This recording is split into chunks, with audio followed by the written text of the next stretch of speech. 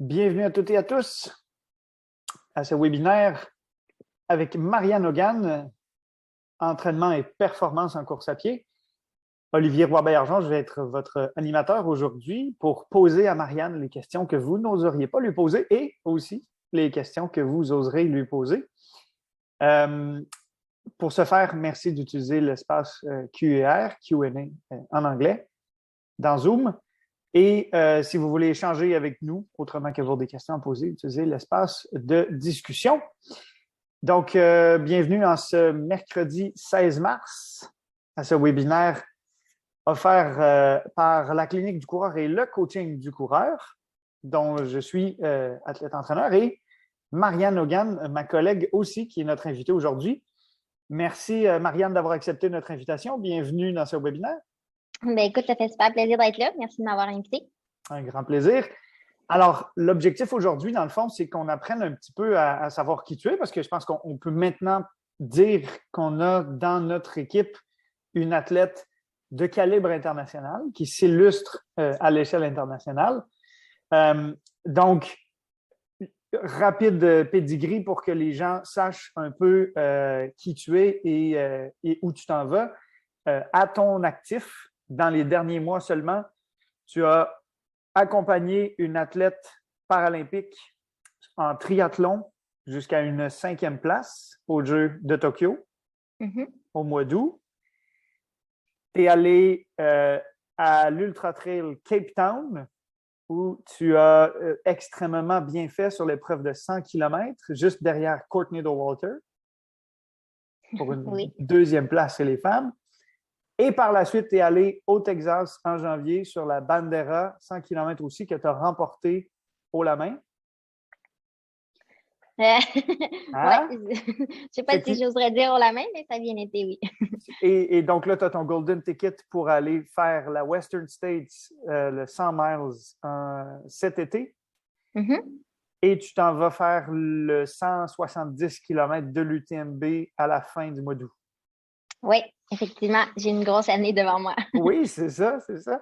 Donc, dis-nous un peu, en fait, pour les personnes qui ne savent pas exactement là, si c'est accessible, comment on peut devenir une athlète qui rayonne comme ça puis qui performe dans ces hautes sphères-là. Comment tu en es venu à commencer à courir? La course à pied, tu as entrepris ça quand, comment et pourquoi dans ton cheminement? Oui, bien en fait, moi, ça fait très longtemps, là, j'ai commencé à courir vraiment dans le système scolaire. Là. Moi, en 4e année, là, les tests bip-bip, puis les épreuves de cross-country, j'adorais ça à l'école. En fait, c'est un peu le thème de l'année, mais c'est aussi le thème dans ces années-là. Là. C'était cool de voir que les jeunes filles à cet âge-là, là, la 3e, 4e année, quasiment, en fait, jusqu'à la 6e année, probablement, on peut être plus rapide que les gars à ce moment-là. Puis, c'était vraiment très motivant. J'aimais ça, en fait, aller courir à l'école, faire les tests bébés. Puis, tu sais, quand tu es à la fin, puis il reste juste 2 personnes. Puis, c'est vraiment là-dedans que j'ai eu la piqûre là, très, très jeune. Là. Je pense que j'avais 8-9 ans. À ce moment-là, en fait, je faisais plus le sport de la natation. Donc, j'étais nageuse dans un club de natation. Et puis, ce qu'on faisait aussi là, comme entraînement là, pour combler, en fait, pour complémenter l'entraînement en natation, c'est qu'on faisait de la course à l'extérieur. Puis ça, j'adorais ça aussi. Puis très rapidement, en fait, je me suis transférée sur le monde de triathlon. Donc, j'ai fait quand même 6 années là, quand même assez intensives là, d'entraînement en triathlon. J'ai continué jusqu'à mes années juniors où j'étais sur l'équipe nationale junior. En fait, j'ai fait les championnats du monde quelques fois. Et puis, moi, à la fin de tout ça, c'était toujours mon rêve là, d'aller dans une université américaine. Et puis, malheureusement, à ce moment-là, il n'y avait pas d'équipe de triathlon. Fait que ma seule option pratiquement, c'était l'athlétisme. Donc, je suis partie en Californie. J'ai fait 5 ans, en fait, d'athlétisme dans un programme de la division 1 de la NCAA. Je suis allée, en fait, à San Diego State University, où je me suis spécialisée seulement dans le 10 km. Donc, j'ai fait 5 ans d'entraînement intensif là, avec des très structuré, un programme là, vraiment plus pour axer sur la performance du 10 km. Puis quand tout ça, en fait, quand j'ai gradué là, avec ma maîtrise au bout de la 5e année, j'aimais encore beaucoup, beaucoup courir, mais j'étais vraiment là, un peu tannée de tout ce qui était pace, tout ce qui était structuré. Et puis, j'ai vraiment pris la décision à ce moment-là de continuer à courir, mais de vraiment pas opter pour la route qui était marathon ou continuer dans 10 km, mais vraiment juste aller courir en trail. Puis, en fait, j'ai eu la chance là, de déménager au Colorado, à Boulder, où j'ai vraiment fait mon entrée de jeu là, un peu là, dans le monde de la trail. Là. J'ai trouvé une super belle communauté à Boulder. Puis, c'est vraiment là que, en fait, je me suis joint à l'équipe Salomon puis que j'ai commencé à bâtir là, ma carrière de ultra-traileuse. Et ça, on parle d'environ quelle année que tu t'es joint à l'équipe Salomon et que tu as commencé à être dans le milieu du trail? Oui, c'était plus l'année 2016-2017, disons. OK. OK. Ouais. Ça t'a rapidement amené à faire la rencontre de notre collègue et ami Mathieu Blanchard. Oui. Donc, tu as commencé à évoluer avec lui sur l'équipe Salomon et une des premières choses que vous avez faites ensemble, c'est la Transalpine en équipe mixte, c'est ça? Oui, effectivement. On a été appelés. Là. En fait, on était tous les deux dans le même camp de repérage de talent, un peu, si on veut, de personnalité avec Salomon. Et puis, les gagnants, dans le fond, d'une course étaient envoyés à l'autre course, étaient envoyés à l'autre course. Puis, la culmination, c'était vraiment la Transalpine. Donc, Mathieu et moi, on a eu la chance de courir ça ensemble. Puis, c'était une super belle expérience. Là. Puis, je pense que je la suggère à n'importe qui, cette course-là. C'est autant une aventure humaine qu'une aventure physique. Là. Moi, c'est sûr qu'à ce jour, je pense que ça a été une des choses les plus demandantes là, pour moi, effectivement. Ah ouais. Parce que, donc, pour la petite histoire, c'est une course par étape qui dure une semaine, c'est ça? Oui, ça dure une semaine, puis on court à peu près l'équivalent d'un marathon par jour, mais dans les Alpes. Donc, quand même avec beaucoup de dénivelé positif et négatif.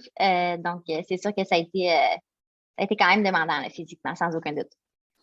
Est-ce que tu dirais que par rapport à ce que tu t'imposais à toi-même ou à ce que tu te faisais imposer par ton entraîneur quand tu étais dans le programme universitaire dont tu parlais, la charge d'entraînement puis la fluctuation de l'humeur, de la motivation et tout sont à peu près équivalentes dans des épreuves d'ultra-trail d'une semaine par rapport à suivre un régime d'entraînement là, universitaire axé sur le 10 km? Ouais. Moi, je trouve ça complètement différent. Là. Je trouve que l'entraînement pour l'ultra, c'est vraiment quelque chose qui est plus axé sur justement la longue distance, puis c'est toujours plus resté dans les zones 1, puis c'est plus une question de il faut vraiment que tu aies le goût. Là. Moi, je trouve que si tu veux faire des ultras, il faut vraiment que tu sois quelqu'un qui soit ultra passionné, en fait, puis que tu aimes ce que tu fais parce que ça va requérir quand même un bon nombre d'heures d'entraînement.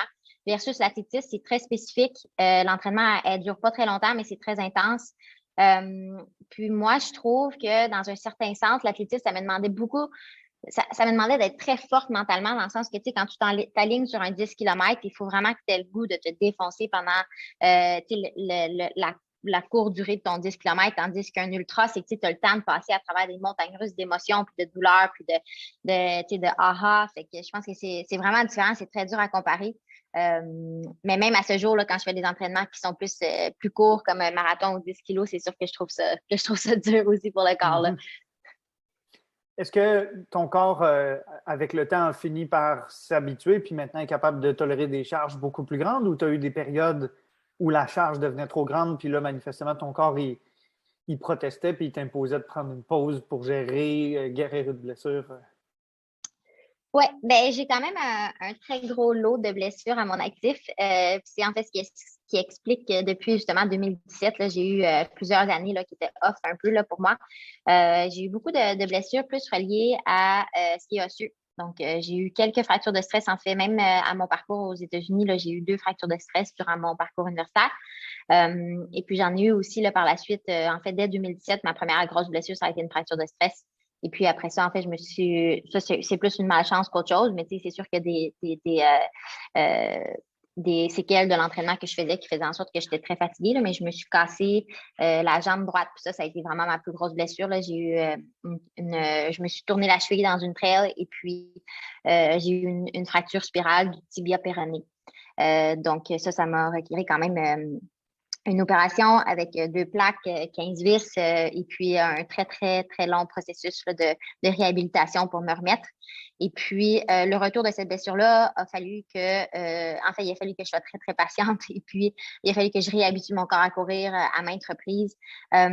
Donc, oui, effectivement, là, je pense que mon corps a eu des moments où la charge d'entraînement était trop et puis il fallait que je recule puis que je prenne les bonnes décisions pour pouvoir avancer de plus belle. Là. aujourd'hui, donc manifestement, tu as eu une très, très, très belle année dans les 12 derniers mois. Tout ton entraînement pour le triathlon aux Paralympiques, l'enchaînement de tes 2 ultras de 100 km en pas beaucoup plus qu'un mois Mhm. l'un de l'autre. Qu'est-ce qui fait que maintenant, tu es capable d'enchaîner des aussi gros volumes d'entraînement puis d'enchaîner des compétitions aussi exigeantes sans te blesser? Est-ce qu'il y a quelque chose qui a changé dans ton approche? Oui, il y a plusieurs choses qui ont changé. De un, même s'il y en a, je pense qu'ils diraient que je suis pas très raisonnable, je pense que je suis devenue beaucoup plus raisonnable, ce qui aide beaucoup là. Puis, je suis beaucoup plus à l'écoute de mon corps aussi. Là. Tu sais, dès que j'ai une petite douleur, moi, ma règle d'or, là, c'est si j'ai une douleur qui est un peu anormale, puis qui a l'air de durer un peu. Ben, il y a deux choses que je fais. De un, c'est sûr que je contacte mon physio là, très rapidement pour voir un peu qu'est-ce qui se passe, puis qu'on puisse prendre une décision informée à savoir qu'est-ce que ça devrait être la prochaine semaine d'entraînement. Ce que j'aime faire aussi, c'est que dès que j'ai une douleur là, qui me semble très anormale, c'est moi, je prends au moins 3 jours de congé là, immédiatement dès que la douleur arrive. J'attends de voir un peu qu'est-ce qui se passe avec mon corps, comment ça réagit, si ça se replace. Puis là, par la suite, là, j'exécute avec le plan d'entraînement. Donc, c'est sûr que puis je me fais aussi beaucoup plus traiter. Là. Je suis beaucoup plus assidue sur tout ce qui est massothérapie. Moi, dans mes semaines de gros volume, là, je trouve ça super important. Une autre règle d'or que moi j'applique à mon entraînement personnel, c'est que j'essaie de faire très attention par rapport à tout ce qui est volume d'entraînement et intensité. Donc, j'essaie d'être beaucoup plus intelligente à savoir quand est-ce que j'introduis, par exemple, de l'intensité, des intervalles ou des choses comme ça par rapport au volume d'entraînement que je fais. Parce que moi, je sais que personnellement, mon corps il réagit beaucoup moins bien quand je suis fatiguée à une grosse série d'intervalles. Donc, ça, c'est une chose. Et puis, la dernière chose que je dirais, je pense qui est quand même très importante, ce serait par rapport à mon alimentation. J'essaie de manger beaucoup plus. Et puis, je pense que ça m'a aidé à pouvoir soutenir là, le haut volume d'entraînement que je fais en ce moment, que j'ai dû faire pour ma préparation aux 100 kilos de Cape Town, puis celui de la Bandera. Là, c'est sûr que l'alimentation, c'est toujours un peu quelque chose que j'ai beaucoup plus à l'avant-plan de mon entraînement, puis à savoir que si je veux aller faire une grosse semaine de volume d'entraînement, c'est sûr que je dois avoir l'apport nutritionnel nécessaire là, pour que mon corps soit prêt à faire ça.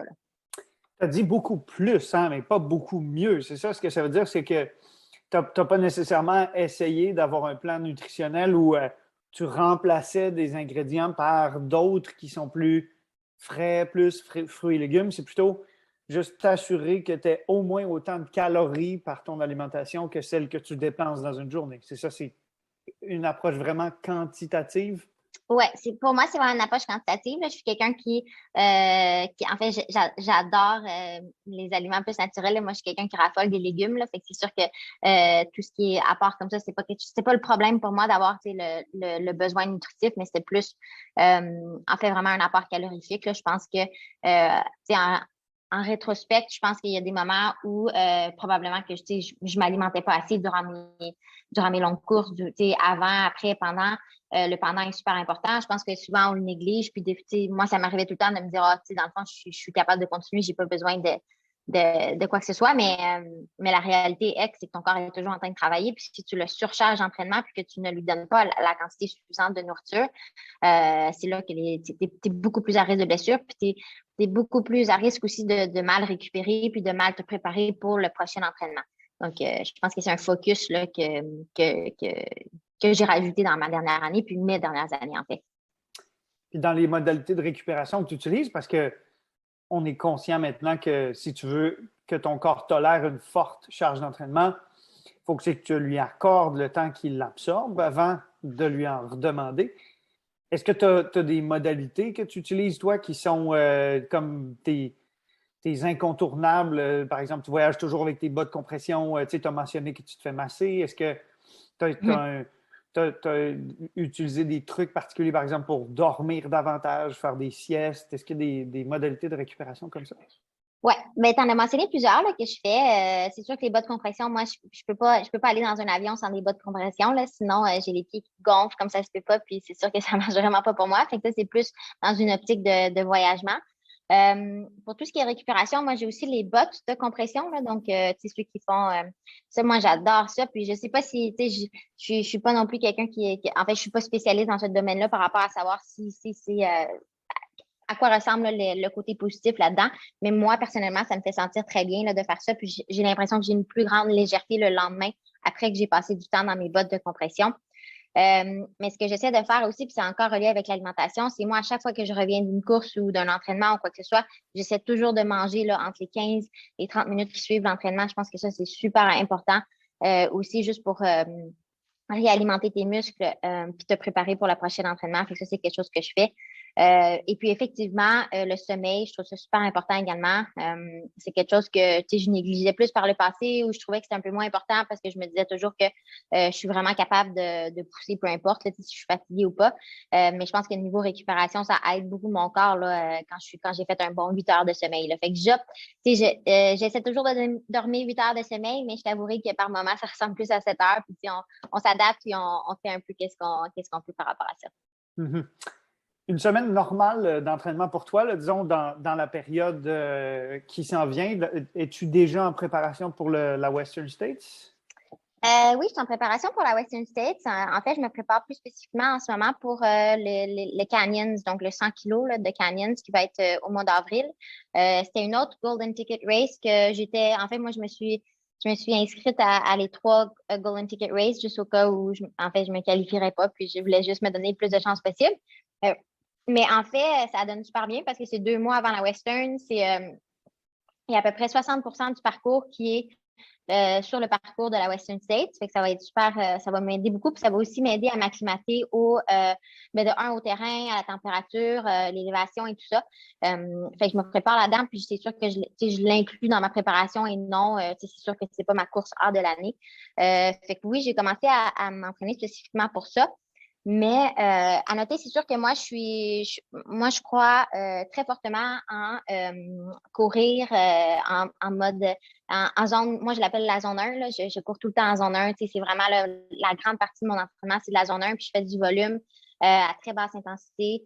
Je fais juste courir, courir, courir. Puis c'est sûr que pour la Western States, il va m'en falloir du temps sur mes pattes à juste courir parce que contrairement à d'autres courses là, qui, par exemple, Ultra Trail Cape Town, qui fait en sorte que j'avais beaucoup de dénivelé à monter puis qu'il y avait beaucoup plus de marge, ben, c'est sûr que là, je vais être appelée à vraiment faire l'action de courir pendant une plus grande, quand même un plus long moment. Puis ça, c'est quelque chose que je commence là, effectivement là, déjà à travailler. Ça ressemble à quoi environ? T'entraînes-tu en heures par semaine ou en kilomètres par semaine ou en... Ben, moi, en fait, je me mets des limites là, de kilométrage parce que sinon, j'ai l'habitude de les dépasser. Puis je pense que c'est une autre chose c'est une habitude que j'ai prise là, dans les dernières années parce que justement, j'avais l'habitude d'en faire trop. Donc, moi, je me mets toujours une limite de 160 km par semaine. Je t'avouerai que je l'ai dépassé là, dans les mois avant Ultra Trail Cape Town. Puis la Bandera, en fait, là, je pense que mes plus longues semaines ont été plus 190. Mais en ce moment, là, je focus plus pour essayer de ne pas dépasser 160 km parce qu'en ce moment, je rajoute aussi un peu d'intensité. Parce que oui, c'est sûr que je fais la plupart de mon volume en zone 1, mais je suis très consciente que la Western States, ça va se courir très vite. Puis je dois justement aller chercher l'écart entre la zone 1 puis la vitesse que je peux aller chercher pour que quand je vais courir plus en zone 3, disons, là, pour moi, ça va être beaucoup plus facile. Là. Fait que c'est ce que j'essaie de faire en ce moment, c'est de vraiment faire des gros écarts, des entraînements spécifiques que je fais, moi, je dois dire que pour moi, c'est super important que ce soit toujours sur une optique de plaisir. Je suis vraiment pas du genre que je vais aller me taper un entraînement d'intervalle par moi-même, là, juste pour le fait de faire un entraînement d'intervalle. Mm-hmm. C'est quelque chose que j'aime faire avec mes amis, ma famille. Je fais des intervalles qui sont demandants puis qui gardent le tout motivant pour moi, là. Parce que ça te rappelle ton époque de NCAA à faire du 10 km, à devoir faire des séances de piste 2 ou 3 fois par semaine. Ouais, puis je trouve ça super important en fait que c'est différent aussi un 10 km dans le sens que quand tu te mets dans un état mentalement difficile dans un 10 km, tu sais que la ligne d'arrivée est dans un maximum 35 minutes. Là, c'est un délai qui est assez court. Tandis que moi, je trouve dans un ultra, ça dure au moins la Western States, ça va durer je veux même pas me lancer sur un temps encore, mais disons que ça va durer là, à peu près 20 heures ou peu importe. Il faut vraiment que tu sois dans une place où tu es très bien avec toi-même dans le processus, puis que tu as du plaisir, parce que si tu n'as pas de plaisir, ça va être très, très dur d'amener ton corps à te pousser autant pendant 20 heures. Fait que moi, c'est vraiment cette optique-là que je garde là, à travers ma planification d'entraînement. C'est juste l'optique du plaisir. Puis je trouve toujours des façons de rendre ça le fun pour moi. Puis c'est ce que je fais pour bâtir mes plans d'entraînement. Super. On a reçu une question de Grégory Chevreau qui se demande d'abord, est-ce que tu as du temps pour travailler et le cas échéant, qu'est-ce que tu fais comme travail à l'extérieur de ton temps d'entraînement? Oui. Effectivement, j'ai un travail à temps plein. Moi, je travaille en ressources humaines. Donc, je suis gestionnaire des ressources humaines pour une compagnie informatique à Montréal qui s'appelle S3 Technologies. Et puis, je suis capable de jumeler le tout parce que, en fait, moi, je pense que ça m'aide beaucoup, là, en plus de courir par moi-même, je suis coach, puis je fais ce travail-là. Puis la raison pourquoi ça m'aide, c'est justement que ça limite mes heures d'entraînement. J'ai eu un moment où, quand j'ai déménagé du Colorado au Québec, là, j'étais sans emploi parce que j'étais en moment de transition. Puis j'avais vraiment beaucoup de misère à ne pas passer chacune de mes heures réveillée à m'entraîner. Et puis, donc, moi, je trouve que c'est avoir un certain équilibre, c'est super important. Et puis, je trouve ça bien aussi de stimuler ton cerveau de façon différente que juste avec, je pense que dans le monde ultra, c'est vraiment facile de juste rentrer dans un, dans un silo puis juste te focusser là-dessus puis d'oublier un peu tout. Puis là, ça devient plus une obsession. Donc, moi, l'équilibre, je la recherche beaucoup. Puis, je réussis, dans le fond, à jumeler le tout parce que c'est justement ça, c'est que je travaille une période, je vais courir, je travaille une période, je vais courir. Puis ça m'aide beaucoup à structurer mes journées puis à varier le tout. Fait que c'est comme ça que je le fais. Là. Je suis plus quelqu'un qui va, tu sais, mon 160 km, je le fais pas, je le fais par beaucoup de petites courses. Tu sais, je cours le matin, je cours le midi, je cours le soir, puis tu es capable d'aller chercher quand même un très haut millage en faisant ça. Donc, plusieurs jours, 3 sorties par jour, c'est ça? Ouais, moi pour moi personnellement, là, c'est pas quelque chose que, donc, dans mes athlètes, je comprends que c'est pas la réalité pour chacun. Je sais qu'il y en a qui ont des familles, des choses comme ça, puis c'est beaucoup plus difficile à gérer. Mais pour moi, personnellement, je trouve que ça fonctionne très bien de rentrer mon millage de cette façon-là. Tandis qu'il y en a d'autres, là, je sais qu'ils font plus, des deux sorties, ça fonctionne aussi, là. Effectivement. Karine Lévesque te salue et te demande quels sont tes trucs lorsque tu as des downs ou des petits coups de mou durant tes courses. D'habitude, j'imagine, vers le milieu, la fin là, des épreuves. Ouais, je pense que ça, c'est très. Salut Karine, en passant, c'est une de mes athlètes, donc merci pour la question. Moi, dans mes downs, en fait, j'aime ça me rappeler de plusieurs choses, mais une de mes choses qui me rappelle, qui m'aide beaucoup à m'en sortir, c'est que c'est de me préparer avant la course, à savoir que, rappelle-toi que tu vas avoir des downs, puis c'est juste, en fait, il faut que tu comprennes pourquoi est-ce que tu fais ton ultra, pourquoi est-ce que tu te mets là-dedans, puis il faut que il faut que tu te relances sur ce pourquoi-là. Une fois quand tu as vraiment un très gros down, là, il faut vraiment que tu sois capable d'aller le chercher puis de l'utiliser comme énergie, puis enthousiaste à te sortir de ton down. Parce qu'en fait, en ultra, tu vas toujours avoir des downs puis tu vas toujours t'en ressortir. Fait que c'est juste de ne pas laisser le down prendre possession de toi, mais plutôt toi de faire tout en ton possible pour t'en sortir. Puis moi, ce qui m'aide aussi souvent, là, en ultra, puis ça, c'est plus une façon plus cocasse de regarder la chose, là. Mais quand ça va pas bien, je me dis tout le temps, tous les gens qui sont autour de moi, ça va pas bien non plus. Il y a personne qui. C'est pas facile pour personne. Puis toi, tu prends la décision d'être là, puis toi, tu vas t'en sortir. Puis c'est juste de te dire les autres, ils ont aussi mal que toi. Puis dans le fond, c'est juste comment est-ce que toi, tu peux t'en sortir. Puis moi, ça m'aide tout le temps à m'en sortir, justement. J'imagine que ça vient aussi avec l'expérience, c'est-à-dire que durant ton premier ultra, ça se peut qu'après, tu te sois dit, mais je suis tellement passé par toute la gamme des émotions, puis pas juste des belles. Là, le deuxième, tu t'es dit, ah, c'est vrai, ça aussi, ça m'était arrivé durant mon premier. Là, rendu à ton 15, 20e, tu te dis, ben oui, tu sais, les 19 précédents, j'ai aussi eu des périodes où j'étais euphorique, puis des périodes où j'étais dépressive, puis je sais que ça finit toujours par revenir. Le chat finit toujours par retomber sur ses pattes.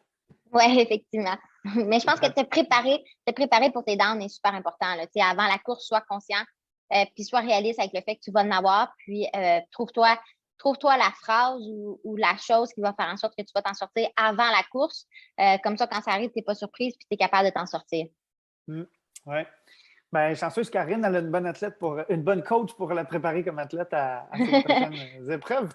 Kevin Oslet nous demande, tu as parlé que tu fais énormément, voire la quasi-totalité de ton entraînement en zone 1.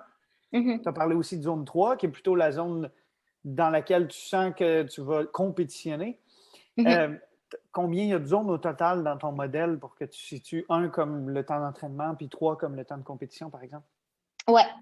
Moi, je travaille avec 5 zones, mais je mets aussi des plus, là. Fait que je fais la zone 1 pour moi. En fait, j'ai beaucoup d'athlètes qui, des fois, ils vont me poser la question à savoir, parce que souvent, ta montre, elle va vouloir te prescrire un certain rythme cardiaque pour ta zone. Puis moi, je ne fonctionne pas du tout là-dedans. Pour moi, ce que je dis à mes athlètes, la zone 1, c'est juste la zone à laquelle, dans un monde où tu serais capable de courir à l'infini, ce serait cette zone-là. C'est juste, tu cours, tu penses pas à ton pace, tu penses absolument rien, tu fais juste courir. Puis moi, en fait, l'autre chose que je veux dire qui est super important par rapport à ça, c'est que chaque jour, ma zone 1 est complètement différente. Il y a une journée où je vais arriver, où je vais être super fatiguée, puis ma zone 1, ça va ressembler à du 6 minutes flat du kilo. Là, je me sens vraiment pas bien. Il y a un autre jour où je vais arriver, puis ma zone 1, cette journée-là, du 4,50, ça va être correct parce que je vais être reposée, j'ai une journée de congé. La journée d'avant. Fait que c'est juste une zone qui, moi, je l'identifie juste comme la zone la plus facile à laquelle tu es capable de courir cette journée-là. J'exagère avec le 4,50, c'est plus, plus haut, là, mais mon point, c'est juste, c'est différent. Le point aussi, en fait, c'est que c'est des zones qu'on perçoit. Ce pas des zones qui correspondent à une certaine plage de fréquence cardiaque ou à une certaine plage d'allure. C'est normalement le meilleur mécanisme qu'on peut étudier pour savoir si on est dans la bonne zone. Dans le cas de la zone 1, moi, je recommande, c'est tout simplement si tu courais avec tes écouteurs puis ton téléphone, puis que tu recevais un appel de tes supérieurs au travail, tu serais capable de répondre puis de continuer à jogger puis de leur parler sans qu'ils se rendent compte que tu es en train de jogger. Donc, il faut que ce soit une allure à laquelle tu es capable d'avoir une conversation élaborée sans être essoufflé. Ouais. Et d'habitude, ça ne manque pas. Ouais, bon, tu vois. Je prends beaucoup d'appels. Je prends beaucoup d'appels en zone 1. Je croyais pas si bien dire. Mais effectivement, quand on court 12-14 heures par semaine en zone 1, on finit par appeler maman ou la cousine au téléphone pendant qu'on jogue. L'autre aspect de ton entraînement, puis j'imagine que c'est absolument essentiel pour les périodes où tu es plutôt focalisé ultra-trail que focalisé triathlon, c'est que tu t'as référé au dénivelé positif comme au dénivelé négatif des épreuves que tu fais. Les néophytes dans le domaine ne savent pas à quel point quand ça descend, ce n'est pas nécessairement une bénédiction. Hein? Non, effectivement. On arrive les jambes complètement scrap au bas des descentes. Est-ce que donc, pour préparer tes quadriceps à subir ces chocs, à ces contractions excentriques durant les descentes, puis à ne pas être complètement détruit, comme le demande Julie Berthiaume, est-ce que tu fais de la musculation? Moi, j'ai l'impression que sa question n'était pas nécessairement spécifiquement sur les descentes, mais moi, je prends le temps d'y mettre cette tournure-là. Est-ce que tu fais du renforcement musculaire dans ta semaine? Là, ça demande combien de temps, quel genre d'exercice, quel type de répétition. Donc, dans ta semaine, en plus de ton volume d'entraînement en course à pied, fais-tu du renforcement musculaire? Oui, absolument.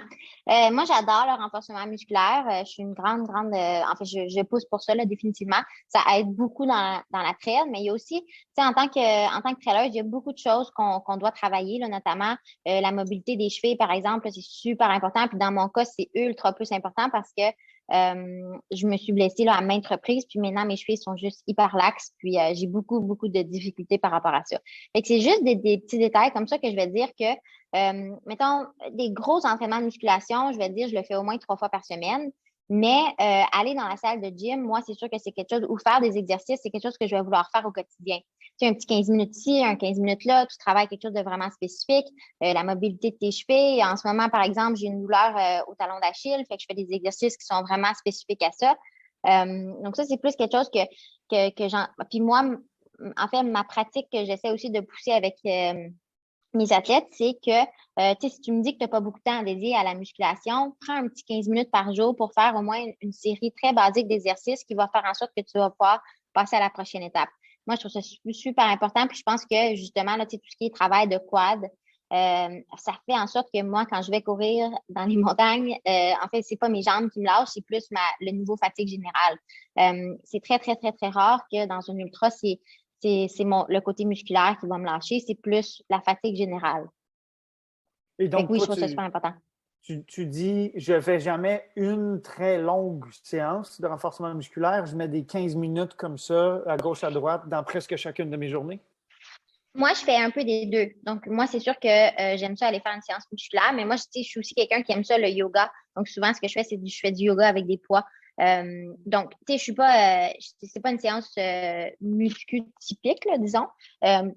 Mais j'ai toujours à l'avant de mon plan, c'est travailler les faiblesses musculaires. Et même les journées où je fais pas une grosse session de, mettons, 45 minutes, une heure, ce que je vais faire, c'est que je vais faire un petit 15 minutes de mobilité ici et là. Ouais. Puis c'est quelque chose que je fais même, moi, ce que je trouve qui aide, c'est même quand je cours dans la rue, par exemple, puis là, je suis à la lumière rouge. Ben moi, quand je suis à la lumière rouge, je travaille ma mobilité. Je me brosse les dents, je travaille ma mobilité. C'est juste de prendre les habitudes comme ça, puis de l'avoir un peu à l'avant-plan pour faire en sorte que au bout d'une course, par exemple, tu as eu 5 lumières rouges, c'est sûr que tu as travaillé ta mobilité, puis ça aide, là. Fait que moi, c'est juste des petits trucs comme ça parce que je comprends aussi que l'ultra, ça demande beaucoup de temps en termes de volume d'entraînement. Puis là, si tu rajoutes le concept plus musculation, mais tu as beaucoup de petits détails comme ça que tu peux rajouter. Ben alors, Julie, en réponse à ta question, on te suggère d'aller sur des parcours où il y a beaucoup de lumière rouge puis de te brosser les dents souvent. Exact. On a un cas d'étude qui nous est proposé par Grégory qui nous revient.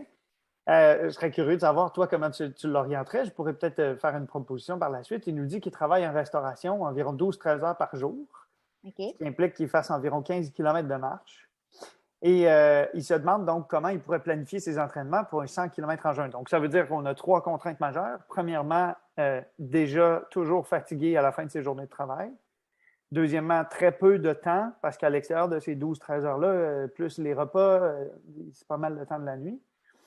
Et c'est un 100 km, donc quand même une assez longue épreuve. Comment tu l'orienterais, toi? Ben, j'ose espérer que c'est pas 7 jours sur 7, cet horaire-là. Fait que c'est sûr que je miserais beaucoup plus sur, tu sais, pour un 100 km, ce qui va vraiment être difficile, ça va être la distance en tant que telle, en voulant dire que je pense qu'en termes si tu fais à peu près 15 km de marche par jour, c'est sûr que ton corps est quand même habitué d'être debout sur tes pattes.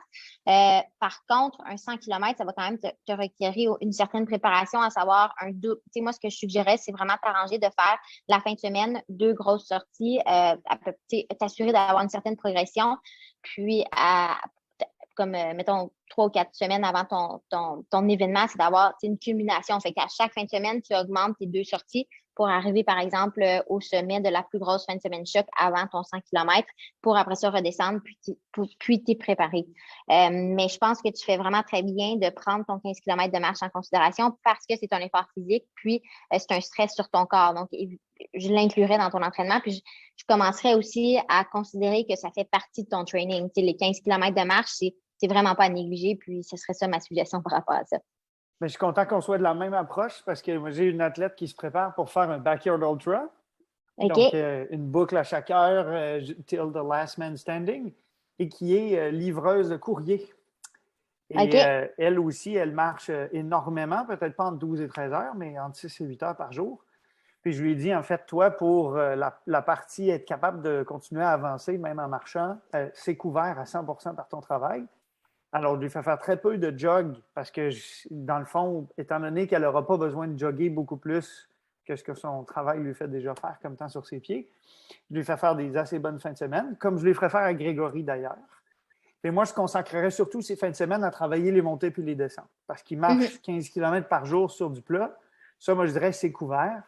Je lui mettrais peut-être une séance par semaine où je lui ferais faire du travail de vitesse pour travailler son patron moteur. Puis une séance par semaine où je lui ferais faire un petit peu du tempo. Puis les 2 journées de la fin de semaine, moi, je lui dirais cumuler le maximum de dénivelé positif et négatif possible. Puis je pense qu'avec ton travail, Grégory, tu serais déjà très, très bien couvert. Ouais. Heureusement et malheureusement, là, parce que ça veut dire que peut-être tu seras obligé de faire ton tempo ou tes intervalles avant d'aller passer ta journée au travail, parce que si tu les gardais pour après ta journée, ça se peut bien que tu dises j'ai plus du tout l'énergie pour le faire. Samuel Tousignan te demande, quand tu te prépares pour une course très, très longue, Tu as mentionné que tu fais des séances qui sont de plus en plus longues. Pour culminer, quelle serait la durée totale de la plus longue sortie d'entraînement que tu ferais dans la préparation pour un trail long? Oui. Donc, évidemment, c'est propre à chacun. Là. Je vais donner la réponse vraiment pour moi parce que je ne suggérerais pas nécessairement pour tout ça, pour tous les athlètes, étant donné que c'est quand même un gros volume. Là. Mais moi, ce que j'essaie de faire, c'est toujours prendre, mettons, si je prends par exemple là, le 125 Caricana ou quelque chose qui est plus petit, là, en voulant dire que ce que j'aime faire, c'est d'avoir dans une fin de 2 jours rapprochés la distance de la course que je vais parcourir. Comme ça, je donne mon corps du repos, mais je suis capable de le préparer. Fait que, par exemple, là, si tu es capable de. Puis là, c'est quand même assez élevé, là, le 125, mais je suis capable, mettons pour un 100 km pour la Bandera, ce que je faisais, si tu vas courir un 60 km un jour, un 40 km l'autre jour. Puis j'utilise le kilométrage, mais c'est sûr que les heures, ça revient exactement au même. Là. Puis surtout, c'est plus sur les heures que moi, je juge mon entraînement. Mais quand même, ça vous donne une bonne idée. Là. Donc, le plus long, souvent, c'est la distance de ta course. Tu es capable de la diviser 2 jours rapprochés.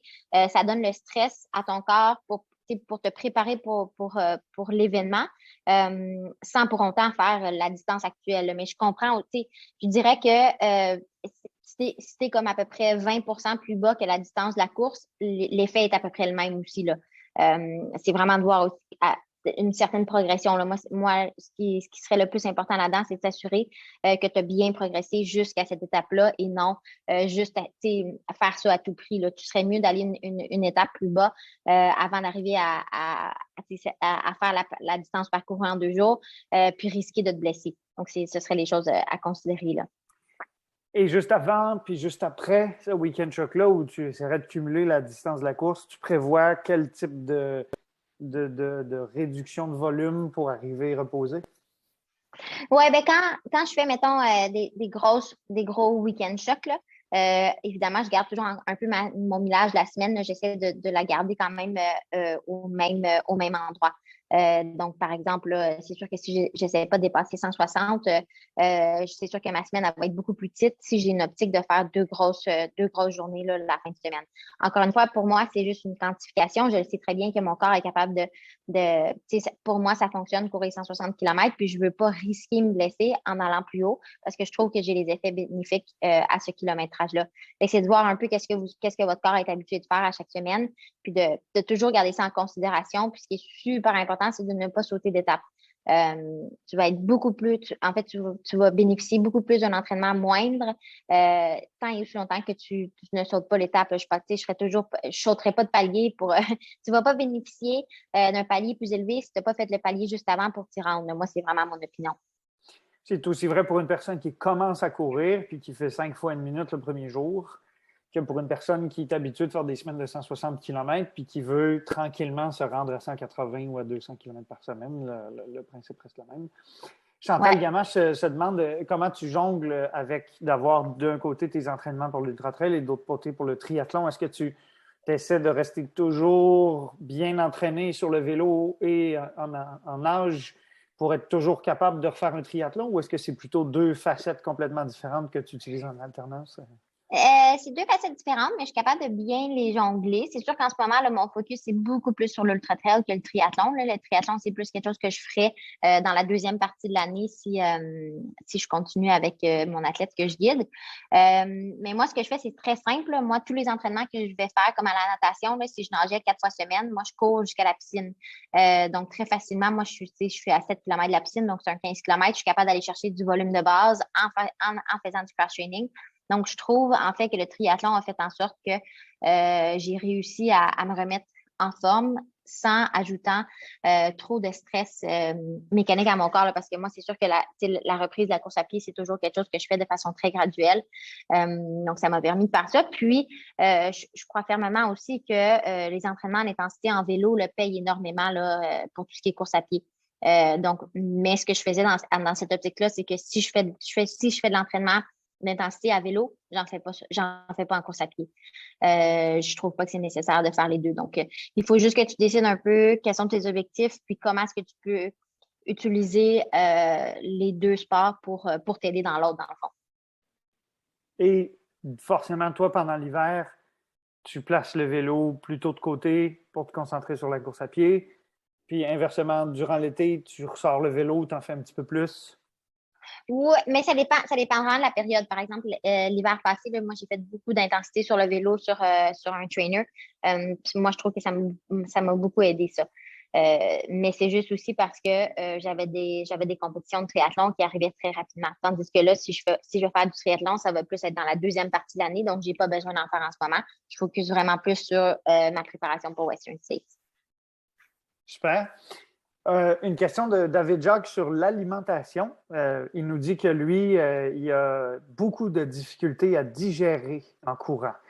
Est-ce que toi, tu as des recommandations particulières? Est-ce que des fois, tu t'entraînes à jeun? Des fois, tu t'entraînes pour aller courir immédiatement après avoir mangé quelque chose pour que tu habitues ton corps à courir avec l'estomac plein? Est-ce que tu as des pratiques comme ça que tu utilises régulièrement pour t'habituer à digérer en courant?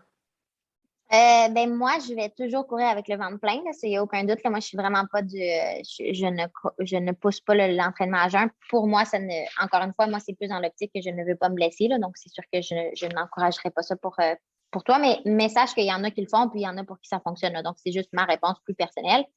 Je serais curieuse de te demander, David, si tu as utilisé tout ce qui est nutrition liquide.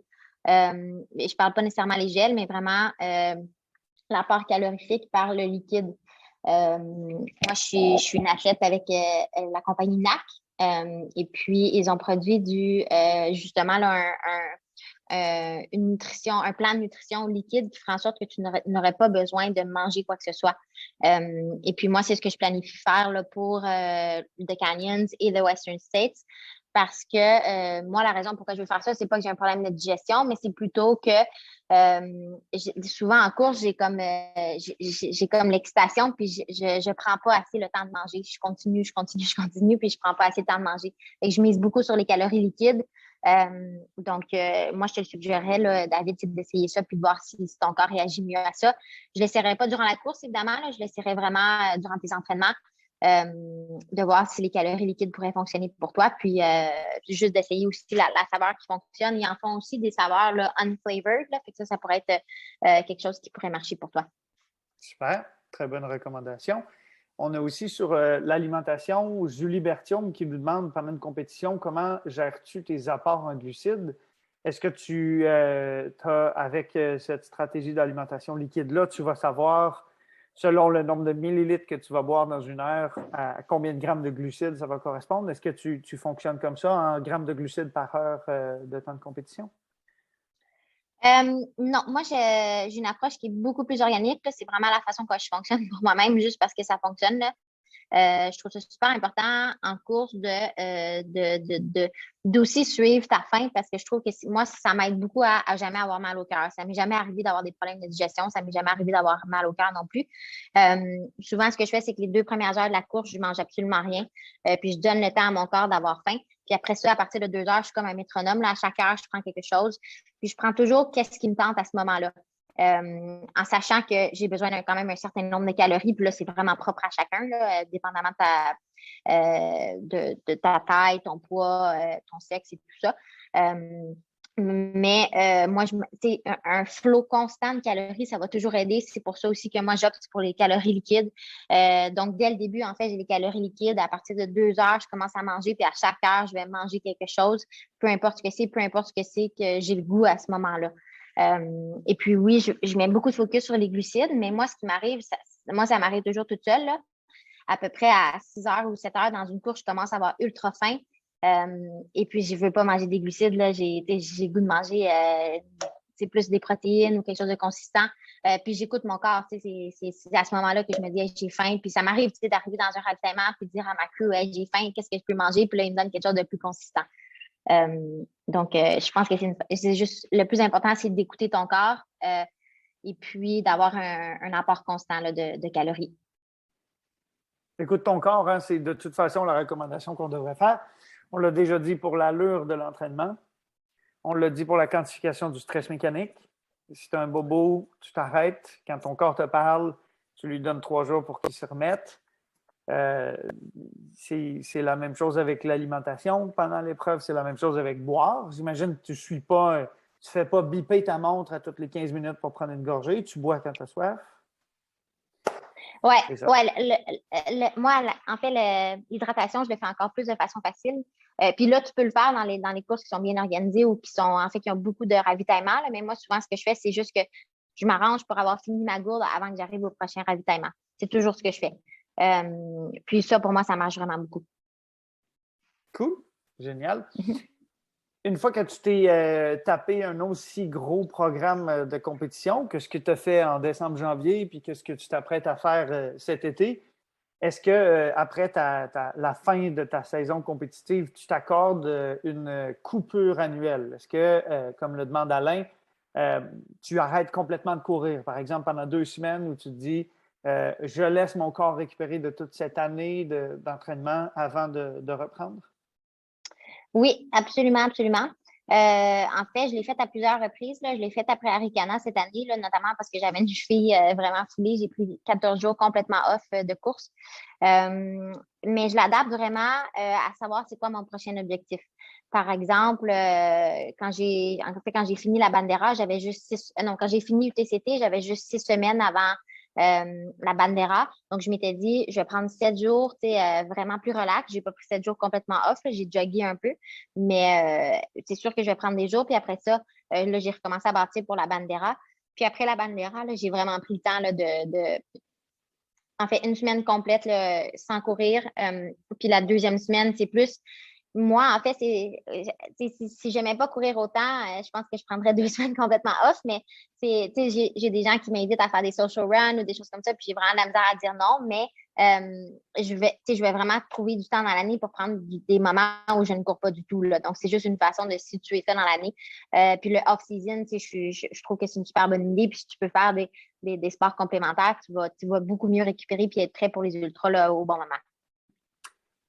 Est-ce que quand tu dis la deuxième semaine, je recommence à courir tranquillement, est-ce que tu t'imposes par contre de ne pas suivre un programme strict? Tu dis, je vais jogger si j'en ai envie, je réponds positivement si quelqu'un m'invite, mais autrement, je ne me dis pas, ah oui, c'est mardi, ça veut dire 1 heure ce matin, 1 heure ce midi, et tempo durant 20 minutes, dadadala. Donc juste de te libérer l'esprit de ça au moins. Oh oui, absolument. Mais moi, c'est plus mon esprit est plutôt libéré, là, même, même dans les semaines structurées, parce que moi, c'est plus une question de, tu sais, je veux rentrer X dans ma semaine, puis je le fais comme je veux. Certains entraînements, des choses comme ça.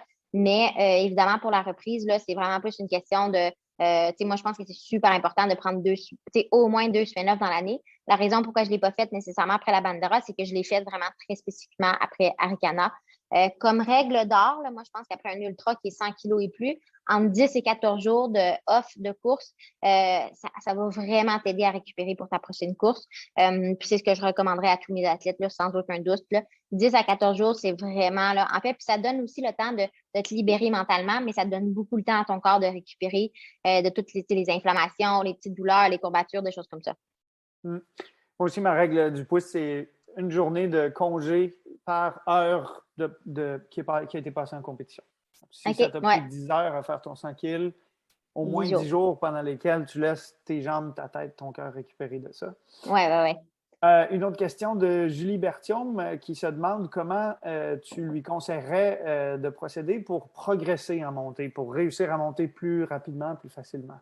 As-tu des entraînements clés, toi, qui t'aident vraiment à développer ton efficacité en montée?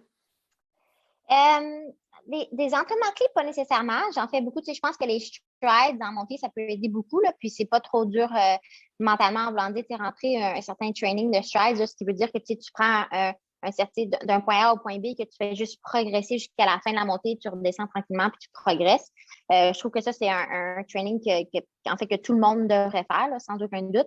Mais je pense, en fait, puis je ne sais pas si tu n'aimeras pas nécessairement ma réponse, Julie, mais ce que je dirais, c'est il faut que tu en fasses, il faut que tu en fasses, il faut que tu en fasses. Il n'y a pas moyen, si tu veux t'améliorer en montée, il faut que tu en fasses à un point tel que les montées ne te feront plus peur. Donc, par exemple, moi, là, la semaine avant, en fait, dans mon building block pour jusqu'à l'UTCT, qui avait quand même beaucoup de dénivelé, là, il y avait à peu près 4500-5000 mètres pour un 100 kilos. Ce que j'ai fait, c'est je suis allée passer une semaine au Mont-Sainte-Anne, puis tous les jours, je faisais juste monter le Mont-Sainte-Anne. C'était juste ça, ma course, là. Puis par la suite, en fait, j'avais pas de. J'ai pas eu il y avait plus une montée qui me faisait peur, en fait. C'est juste, mon corps était vraiment habitué à faire les montées, puis c'était plus problématique. Fait que ma recommandation, c'est juste d'en faire plus que tu juges nécessaire. J'imagine, puis là, c'est peut-être pas la question de Julie, mais c'est ce que je présume, étant donné que tu te prépares des épreuves qui sont à la fois très longues et qui comportent beaucoup de dénivelé, que le gros de ton travail en montée, tu le faisais en marchant vite en montant? Oui. Puis même des fois, c'est marcher lent, là. Tu sais, il y a pas. C'est juste, en fait, c'est juste pour habituer mon corps, mes muscles.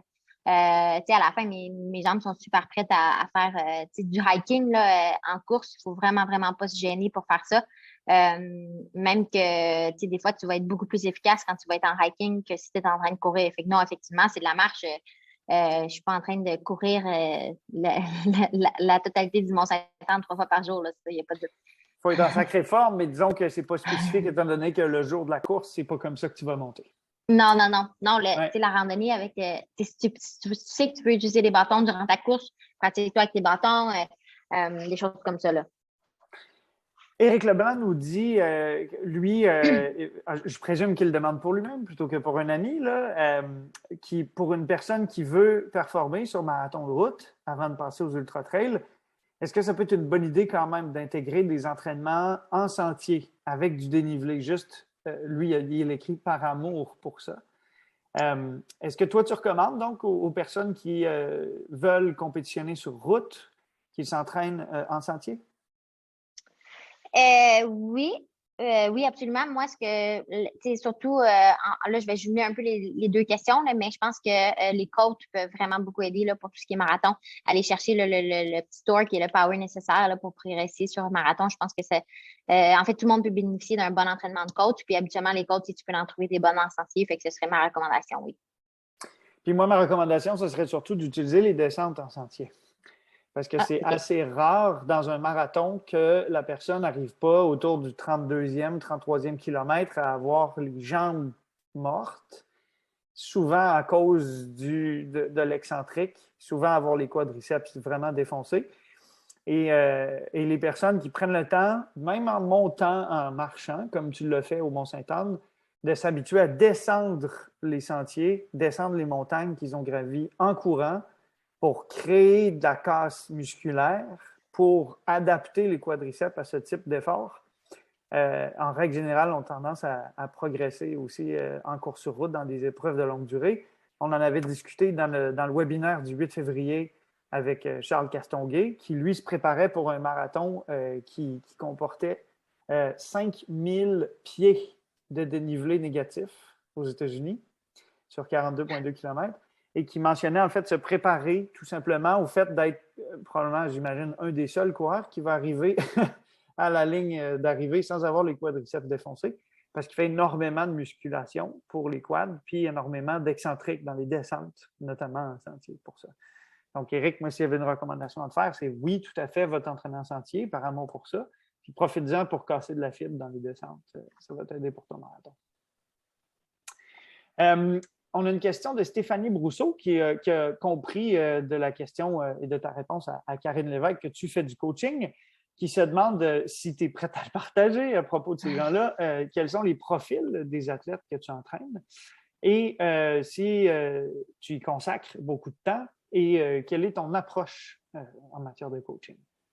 Donc, dans un premier temps, quels sont les types d'athlètes que tu entraînes? Quels sont les types d'épreuves qu'ils préparent et quel type d'entraînement tu leur fais faire? Oui, ben oui, je fais du coaching, puis j'ai des profils en fait très variés. Donc, en fait, une chose qui les relie tous, c'est la course en sentier. Mais j'entraîne des gens qui s'entraînent plus pour un 20 km, autant que j'entraîne des gens qui font un 160 km. Moi, en fait, les profils que je recherche, c'est des gens qui vont partager un peu les mêmes idées que moi en termes de, tu sais, c'est sûr que je vais avoir la misère à coacher quelqu'un qui va regarder sa fréquence cardiaque à chaque course ou qui va vouloir courir un certain pace ou il va vouloir que je lui dicte un certain pace parce que c'est pas du tout mon approche. Moi, j'utilise une approche qui est très basée sur les zones, comme j'ai parlé, puis les zones, je veux que mes athlètes approchent les zones par rapport à leur perception de l'effort parce que quand tu es en course en sentier, ton pace, il ne veut absolument rien dire. Tes fréquences cardiaques, même si tu peux monter la côte le plus lentement possible, tes fréquences cardiaques vont être quand même beaucoup plus élevées. Fait que moi, quand je commence à travailler avec un athlète, c'est sûr que j'aborde ma philosophie, je regarde si le fit est là pour les deux. Et puis, c'est là habituellement que je vais commencer à travailler avec un athlète. Puis, je trouve que, mon approche n'est pas nécessairement meilleure qu'une autre. C'est juste que c'est vraiment ce qui fonctionne dans mon cas, puis c'est ma philosophie. Donc, je voudrais pas pousser ma philosophie envers quelqu'un qui ne l'a pas nécessairement. Donc, je dédie quand même beaucoup de temps au coaching. C'est quelque chose que je fais évidemment le plus en fin de soirée quand j'arrive chez moi. Et puis, la fin de semaine, donc je vais bâtir les plans beaucoup. En termes d'heures, je ne pourrais pas nécessairement dire, là, mais c'est quand même beaucoup de mon temps là, qui fait ça. Karine, pendant que tu mentionnais ça, ton athlète dit que ça fonctionne pour le long terme parce ça fait 4 ans qu'elle travaille avec toi. Si je me fie à l'enthousiasme qu'elle démontre par le type de commentaires qu'elle met, je pense que ça veut dire que c'est une cliente extrêmement satisfaite de son expérience avec toi. Je vais vous déposer tout le monde dans l'espace de conversation, le lien qui mène au profil de Marianne dans notre site Internet. Si vous voulez consulter un peu plus qui elle est, comment elle se décrit, comment elle a été citée dans les médias récemment. Et si vous voulez faire affaire avec elle pour le forfait personnalisé, vous pourriez cliquer tout simplement sur le bouton pour vous abonner avec elle. Parce que je suis persuadé que, comme moi, vous avez trouvé que c'est une personne qui fait de l'excellent travail, qui le montre bien par la façon dont elle s'entraîne. Donc, toi, tu disais, c'est tout simple, je ne suis pas le programme qu'un entraîneur me fait, je suis ma propre coach. Je me donne un maximum de volume par semaine. Je fais le volume comme je le sens. Je me donne le droit d'aller courir 3 fois 1 heure le lundi si je veux, puis pas du tout le mardi si ça ne donne pas.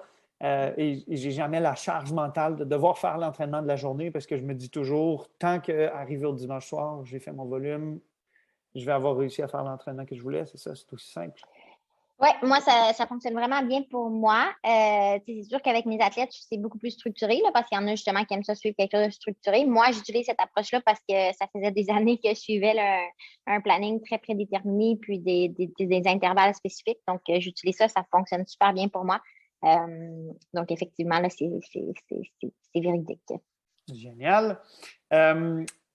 Tu as mentionné les plages de fréquence cardiaque. Je ne peux pas m'empêcher de faire le lien avec la question que Christelle Cossens nous pose. Elle nous dit que son cœur a tendance à beaucoup monter, mais qu'elle est capable de parler à une haute fréquence cardiaque. Puis elle te demande si tu lui conseilles aussi de travailler dans une allure facile ou de quand même travailler dans des zones de fréquence cardiaque. Si j'ai bien interprété ce que tu as dit, les fréquences cardiaques, on ne devrait pas accorder d'importance à ça, puis on devrait toujours déterminer dans quelle plage d'intensité on s'entraîne en fonction de ce qu'on ressent, c'est ça? Oui, effectivement, mais ce que je vais rajouter à ça, c'est sûr que si tu remarques que ta fréquence cardiaque a des particularités, c'est que moi, ma suggestion, ce serait d'utiliser ton sentiment de zone pour déterminer, le faire à l'inverse, pas je veux pas que ce soit ta fréquence cardiaque qui détermine ta zone, mais bien ta zone ça peut te donner un renseignement à savoir, dans ta perception de la zone 1, c'est quoi ta fréquence cardiaque, ça, j'ai aucun problème, puis il y en a beaucoup qui vont regarder ça à l'inverse. Fait que si tu veux garder un œil là-dessus, puis voir aussi comment tu évolues avec le temps, c'est sûr que ça pourrait être intéressant. Moi, je suis pas tant intéressée par tout ce qui est fréquence cardiaque. Des fois, quand même, je vais regarder, à la fin d'un entraînement, mettons d'intervalle, je vais vouloir regarder ça a été quoi ma fréquence cardiaque la plus élevée, juste pour que je puisse la comparer avec mes plus gros efforts que j'ai fait dans ma vie, des choses comme ça. Donc, je vais l'utiliser par moment. C'est juste que ma suggestion, ce serait de ne pas te fier à ça, justement parce que quelqu'un comme Christelle pourrait avoir des fréquences cardiaques quand même élevées dans une zone 1. Donc, je pense que c'est plus, en fait, c'est que Christelle a démontré la raison pourquoi on ne devrait pas juste se fier à ses fréquences cardiaques. Tout simplement, c'est ça. Parce que peut-être que Christelle a une fréquence cardiaque maximale de 225 battements par minute, puis que c'est une anomalie de la nature, puis que au contraire, au repos, elle est à 70, mais que ce n'est pas du tout lié à un problème de santé. Donc, effectivement, des chiffres auxquels on ne devrait pas accorder d'importance. Tom Dort, tu nous demandes si tu as un avis sur la diète cétogène pour les sports d'ultra-endurance. Est-ce que tu connais, tu pratiques ou est-ce que tu as plutôt tendance à t'alimenter comme tu le fais en compétition, plutôt de façon organique avec je mange ce que mon corps me demande? Ouais, je le fais, j'ai pas un avis particulier. Je pense qu'il faut vraiment que tu écoutes ton corps. Puis je pense que si tu décides d'aller dans le régime keto, je serais juste curieuse de savoir c'est quoi la raison. Et puis, moi, ce que je suggérais, puis là, c'est peut-être une analyse plus poussée, là, mais c'est de voir, tu sais, à l'effort, tu sais, quel genre ton corps se nourrit de quoi. Tu sais, en faisant des prises de sang pour essayer de voir ton taux de sucre dans le sang, des choses comme ça.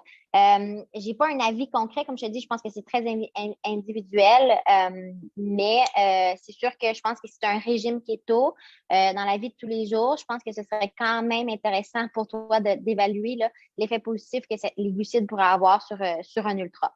Parce que c'est sûr qu'à un moment donné, dans un ultra, tu vas avoir besoin d'énergie quand même rapidement, ce qui est facilement là, inclus dans tout ce qui est glucides, sucre et tout ça qui est à l'extérieur des régimes keto. Ceci étant dit, c'est sûr que moi aussi, dans ma vie au quotidien, je consomme beaucoup moins de glucides et de sucre que les fins de semaine d'ultra, mais c'est pour ça qu'il y a une certaine nuance à faire à ce niveau-là. Toi, tu as tes glucides à partir de tous les légumes que tu manges, c'est ça? Oui, c'est ça, les carottes surtout. Les carottes. Euh, Karine aussi, encore, te demande quelle est l'importance du mindset ou de l'état d'esprit dans lequel tu te places dans un ultra. Est-ce que tu dirais que c'est aussi important que l'entraînement que tu as effectué pour te préparer ou plus ou moins? Ouais, moi, je trouve que c'est aussi important, là. Moi, je pense que tu vas vraiment mieux performer dans un ultra si tu te présentes sur la ligne de départ avec un mindset, là, avec un excellent mindset, en fait. Moi, je pense que c'est du travail aussi qui se fait en amont, là, en voulant dire que c'est quelque chose que tu dois toujours faire en continu. Puis c'est pour ça aussi que c'est super important de profiter du processus parce que c'est le processus qui fait en sorte que tu as un bon mindset. Si tu aimes ce que tu fais, puis tu continues de faire ce que tu aimes, ben, c'est sûr que quand tu vas arriver sur la ligne de départ, ce sera pas juste une question de pression ou de stress ou d'anxiété ou tout ça. Tu vas vraiment juste être serein avec le fait que ton entraînement t'a préparé pour la ligne de départ. Mais je pense que le mindset, là, je pense qu'au 80e kilomètre d'un 100 km, c'est plus ton mindset qui t'amène à l'arrivée que ton entraînement là, par moment. L'entraînement t'a amené à la ligne de départ, puis le mindset t'amène à la ligne d'arrivée. Exactement. Oui, c'est une très belle façon de regarder ça. Question d'un spectateur anonyme qu'on salue, qui nous dit qu'il prépare un premier triathlon et qui voulait savoir s'il est conseillé pour se faire un triathlon sprint dans son cas, donc des épreuves plus courtes que celles que toi, tu es habitué de faire. Au niveau de la course et du vélo, s'il faut faire plus de kilomètres à l'entraînement ou faire les kilomètres demandés pour le triathlon. Donc, dans l'ensemble, ce que ça veut dire, c'est une épreuve courte. Est-ce qu'on s'en tient à des entraînements courts? Toi, comment tu procédais quand tu préparais des triathlons? D'abord, est-ce que tu en as fait des triathlons de distance sprint? Oui, oui, toutes mes créations d'année junior, c'est du distance sprint. Il y a quand même une endurance, il y a quand même, tu sais, on faisait je me rappelle, là, ça fait quand même quelques années de ça, mais c'est sûr que je faisais plus de l'endurance quand même à vélo, là. Et même pour la course à pied, c'est sûr que c'est différent du monde d'ultra, là, mais je ne m'en tiendrai pas juste aux distances sprint. Je pense qu'il y a un certain bénéfice à aller travailler ton endurance de base pour combiner avec l'entraînement sprint que tu fais là, pour ces épreuves spécifiques-là. Super. Il nous reste, on a déjà eu 1 heure ensemble, donc on ne prendra pas beaucoup plus de ton temps, mais je vais prendre les 4 dernières questions qui sont déjà entrées avant qu'on conclue ça. Oui. On a eu une question de Kevin Osley qui demande, à propos de ce qu'on disait tout à l'heure sur les fréquences cardiaques, pour peu que tu n'utilises pas les données de fréquence cardiaque pendant tes entraînements, est-ce que tu fais le suivi de la variabilité de ta fréquence cardiaque? Par exemple, durant ton sommeil, à l'aide d'une montre que tu porterais en dormant, pour détecter si tu es dans un état de repos adéquat, si tu es en train de te pousser vers un surmenage fonctionnel ou non fonctionnel. Donc, est-ce que tu suis la variabilité de ta fréquence cardiaque, la VFC? Non, je la suis pas nécessairement. Je sais c'est quoi ma fréquence cardiaque au repos, là, vraiment quand je me réveille ou des choses comme ça. Les seuls moments où je vais vraiment, en fait, aller voir c'est quoi ma fréquence cardiaque au repos, ça va être quand je me sens pas très bien, si je me sens malade, par exemple. Puis encore une fois, c'est plus pour confirmer le fait que mon corps est en train de combattre quelque chose. Donc, je suis juste curieuse de savoir qu'est-ce qui est en train de se passer, puis je vais voir ma fréquence cardiaque, puis au repos, elle est plus élevée. Mais c'est plus un résultat de quelque chose que moi qui l'inspecte tous les jours juste pour voir. Là. Non, je suis plus. je me sens assez, je connais assez mon corps pour savoir quand je vais pas bien. Puis je vais utiliser des fois la fréquence cardiaque pour confirmer le fait que je vais pas bien, mais c'est pas la première chose que je vais faire, non. Je suis content de voir qu'on fait la même chose parce que moi aussi, effectivement, tout simplement, là, si j'ai fait une longue sortie le dimanche, si j'ai eu un gros entraînement d'intervalle le mardi, le jeudi, quelque chose, j'ai tendance à le sentir quand je pose la tête sur l'oreiller au moment de m'endormir le soir. Je le sens à quel rythme mon cœur bat. Puis si je le sens qu'il bat vite, c'est parce que je le sens que j'ai beaucoup poussé durant la journée. Puis si le lendemain matin, il bat encore vite comme ça, je sens qu'il faut que je prenne ça relax ce jour-là, tout simplement. Ouais. Je n'ai jamais même le chiffre à savoir à quel rythme il bat, mais je sens juste que ça ressemble plus à du 60 alors que je suis couché. Là. Ouais. Écouter son corps, hein, on ne le dira jamais assez à quel point c'est important. Effectivement. Xavier Legault qui te demande si tu fais beaucoup, donc usage du rouleau de mousse pour te rouler les jambes, si tu t'étires, si tu utilises des balles de massage. Est-ce que donc tu as une routine post-entraînement pour te détendre avec différents outils, différentes techniques? Je le fais pas assez, je devrais le faire plus. Des fois aussi, c'est juste une question là, qu'on manque de temps. Par contre, ce que je veux dire, c'est qu'on devrait tous consacrer là, une certaine portion de notre temps à faire ça. Moi, ce que j'essaie de faire le plus souvent, là, c'est d'utiliser la balle de massage pour vraiment essayer d'aller travailler les points qui me sont le plus douloureux. Je pense que ça m'aide beaucoup là, à essayer de garder au moins mon corps là, de façon plus lousse, si on veut, là, pour éviter les blessures.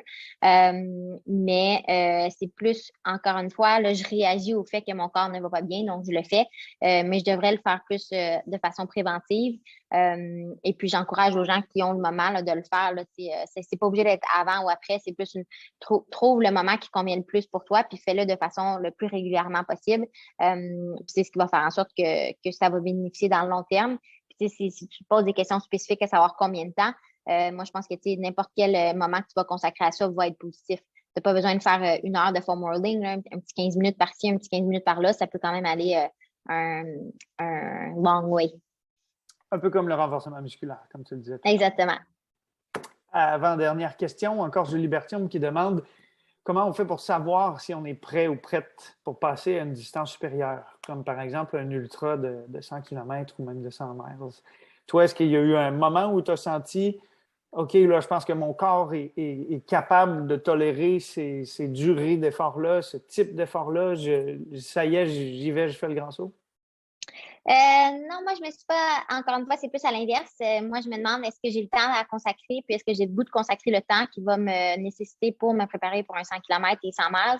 Et si la réponse à ça est oui, j'ai aucune, tu sais, moi, je suis d'opinion que n'importe qui prend le temps puis qui fait l'entraînement peut amener son corps à le faire. Donc, c'est plus à se demander si toi, tu es prête à consacrer ton temps à faire ça. Tu sais, j'ai des athlètes qui me demandent justement cette question-là, puis c'est ce que je leur réponds. Là. Tu sais, je leur présente un peu à quoi ça va ressembler le plan d'entraînement, puis est-ce qu'ils sont prêts à consacrer le temps.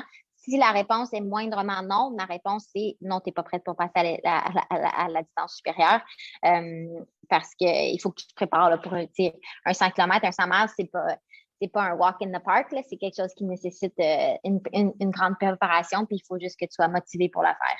Oui.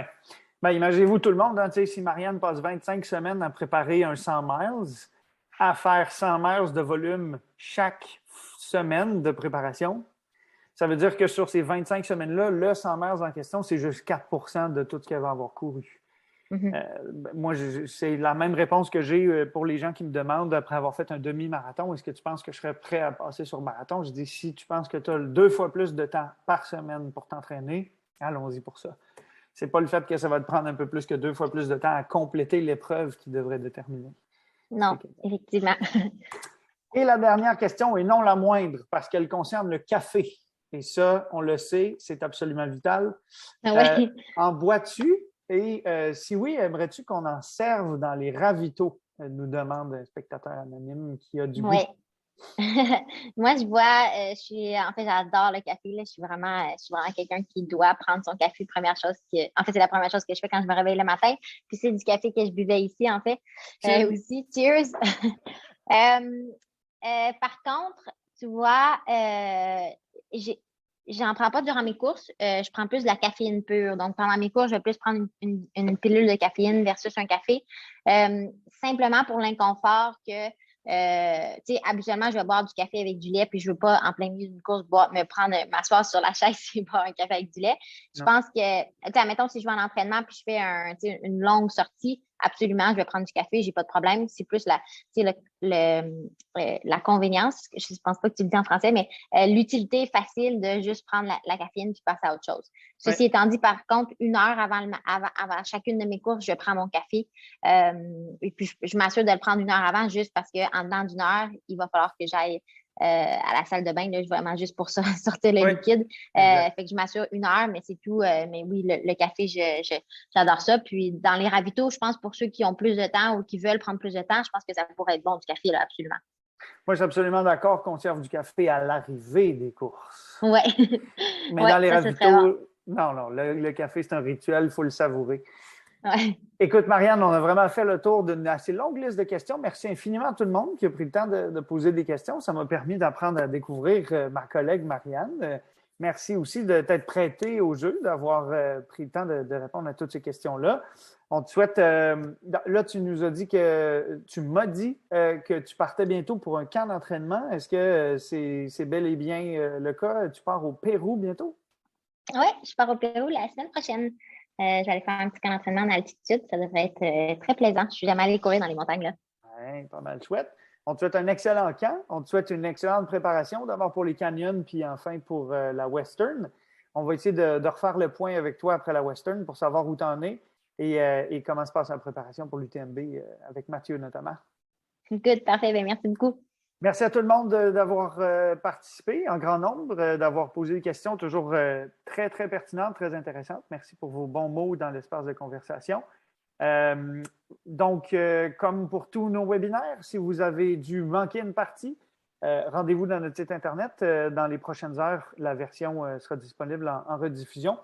Les prochains webinaires s'en viennent. Vous les trouverez aussi dans notre site Internet. On en a 2 qui sont prévus au début du mois d'avril. Restez à l'affût là-dessus, surveillez notre infolettre, vous allez avoir toute l'information. Au nom de toute l'équipe du coaching du coureur, ainsi que de Marianne, je vous remercie pour votre participation aujourd'hui. Je vous souhaite un très bon entraînement et un bon printemps avec le Québec qui dégèle en ce moment. Bye, merci. Merci.